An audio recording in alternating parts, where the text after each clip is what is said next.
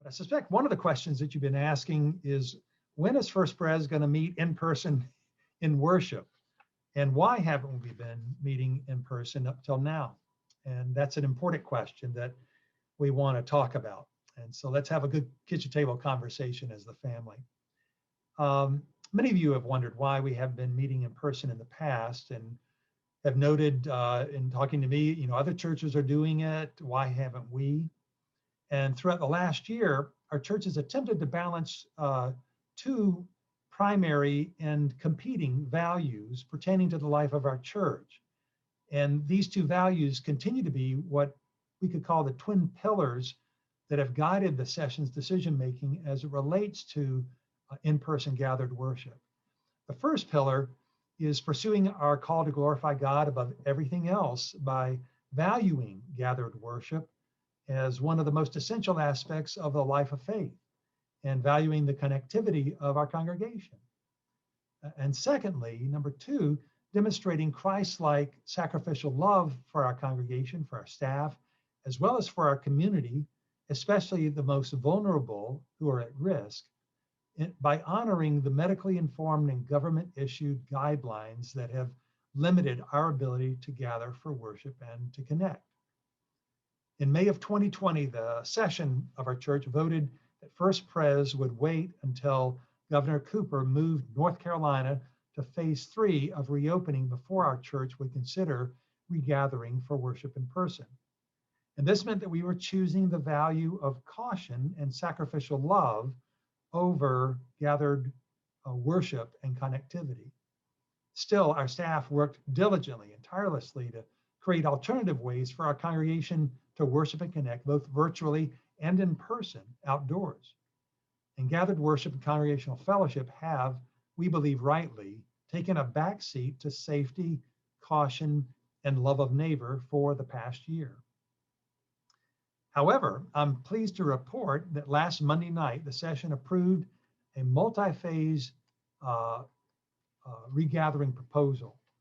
And since COVID numbers have been dropping significantly in recent weeks, and the vaccine is being distributed widely now, and in consultation with our health advisory team, we believe that now is the right time for us to begin to regather for in-person worship on a limited basis with strict safety protocols in place. And the first aspect, the first phase of that reopening, is that the sanctuary will be open for hour-long time blocks on Wednesdays during Lent, so that folks can come to the sanctuary and could sit and pray and read. And we know that this space is important to many of you in your expression of worship and feeling near to God. And so we want to make that available to you. A second phase of the regathering is on March the 21st. We will offer in-person worship to the congregation at large at the 11 o'clock worship service, and we'll be meeting in the worship center. A maximum of 100 people can come, and registration and masks will be required along with other safety protocols. And we'll be doing a soft opening of gathered worship in the worship center at 11 o'clock on March the 14th for the sake of working out the wrinkles and getting feedback so we can troubleshoot any problems before we do it with the congregation at large. And elders, staff, and volunteers will be the only ones who will be invited to this soft opening. On Easter, April the 4th, a third phase will take place where we'll offer two identical worship services at the 8 o'clock and 11 o'clock a.m. Hours respectively. Again, this will be in the worship center. 100 people will be at each service.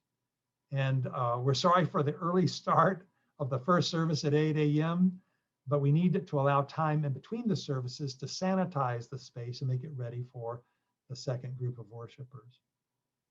And then the fourth aspect is that we will continue to live stream the worship services even after we begin to regather, because we know that this has become a meaningful opportunity for many of you to worship with us who would otherwise be unable to join us for health and other reasons.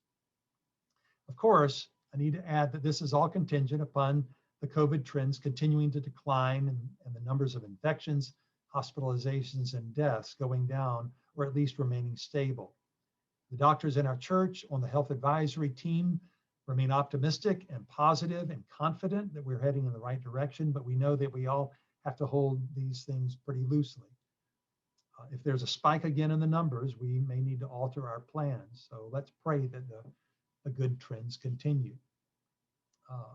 We know that all of you are eager to get back together and for us to join in fellowship and for discipleship. And we're working hard to put plans into place for expanded opportunities for discipleship and programming after Easter. So we want you to stay tuned for those details, and we'll let you know as plans develop. So one other matter I want to talk about as we prepare to re-enter, if you will, and that is to realize things aren't going to be the same as they were before. COVID-19 has changed our world in profound ways, and we will need to adjust our lives and our expectations to accommodate these challenges going forward, even for gathered worship. 100 people in the sanctuary won't feel, or in the worship center, I should say, won't feel like Christmas Eve at a candlelight service when it's completely packed. Wearing masks and having your temperature taken before you enter a worship service is going to feel pretty clinical. And having to social distance and not being able to linger indoors to socialize will be hard on all of us. But it's what we need to do to keep safe and to love our neighbors well. And I know you'll rise to the challenge. So we're going to monitor our spiritual, emotional, and kind of mental kind of state of mind as we re-enter. And we just want to help everybody to be attentive to those sorts of things. I've missed seeing you. I speak for everyone on staff. And it's been a long journey through this pandemic, hasn't it? But God is with us, and he is going to see us through. And you are a remarkably resilient congregation. And I have every confidence that God is going to bless this church's witness and worship and witness in amazing ways in the days ahead. So we've got to keep our eyes upon Jesus, the author and perfecter of our faith. And he is able even when we're not. And we can lean on him, and we can lean on one another.